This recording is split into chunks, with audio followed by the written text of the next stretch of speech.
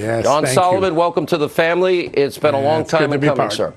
Yes, thank you so much. It's great to be joining you guys officially. Sean, I think you hit it on the head right from the beginning.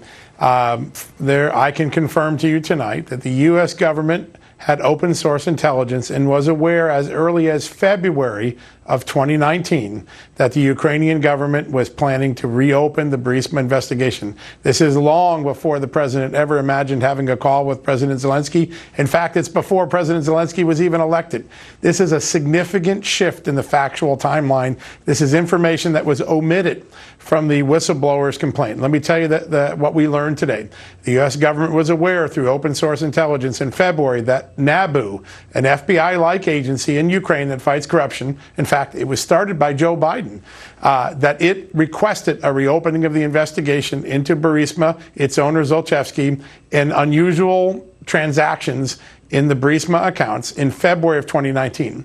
On March 28, 2019, the General Prosecutor's Office agreed to that request to open an investigation, and they filed a 15-page notice of suspicion alleging that there may be illicit funds that were running through Burisma from 2010 all the way through 2015. That's important because Hunter Biden's on the board for 2 of those years, 2014, 2015.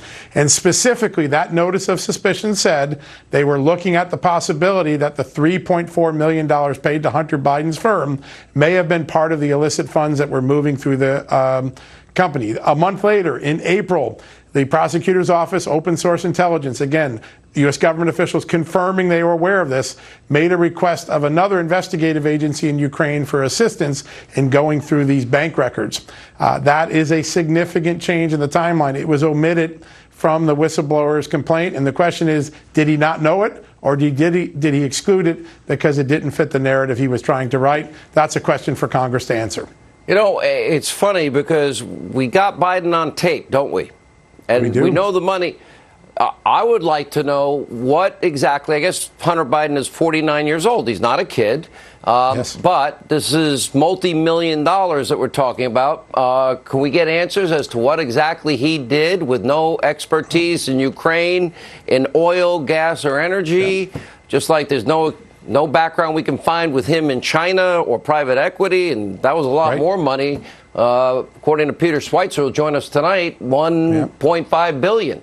So how is it that it's on tape he's bragging about a shakedown using taxpayer money as leverage and getting what he wanted? The prosecutor fired, and the prosecutor signed an affidavit, did he not, under the threat of perjury?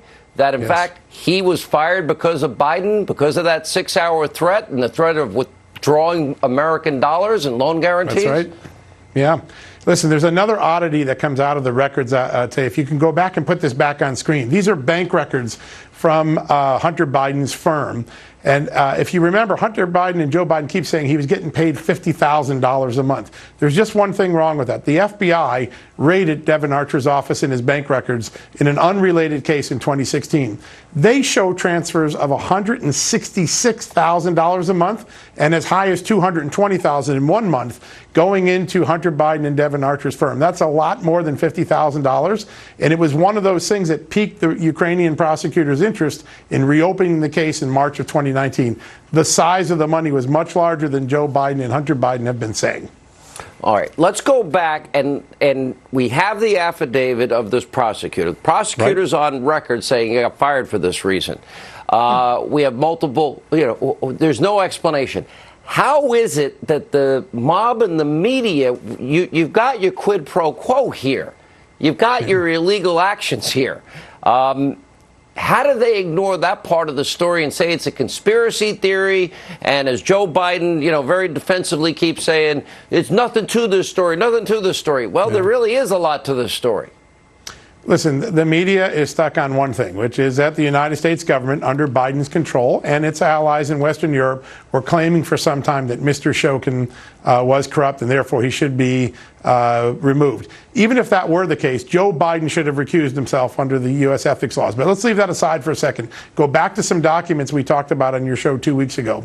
Hunter Biden's own American legal team, when they first meet with the prosecutor after Joe Biden fires Shokin, there's a new guy put in place, they immediately tell him there was a dirty tricks campaign, a false information campaign run to make Shokin look like he was corrupt so that they could get him out of there.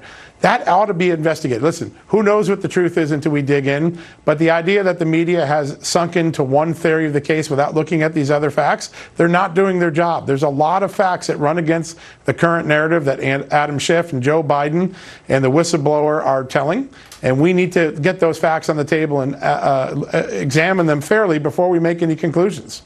All right, last question. I keep hearing that the IG report's going to be devastating. But then I'm hearing, on the other hand, well, there's a lot of considerations about whether they can get a conviction. What they'll do is they'll embarrass everybody. And I'm thinking, well, either there's premeditated fraud on the FISA court, which we know happened. We know they lied. We know the statute also demands that when they find out the truth, that they go back to the court and tell them the truth. That never happened. Is that the swamp protecting the swamp? Is that the likely outcome in this, John Solomon? I think we need to wait and see. That we just saw this expansion, the Durham investigation. Let's see how the Justice Department does it. Little birdies are singing in my ear. I keep, I've always said this. I've always said that I thought it was going to be a hard case for the Justice Department to prosecute its own. I still believe that today. Okay, so that means that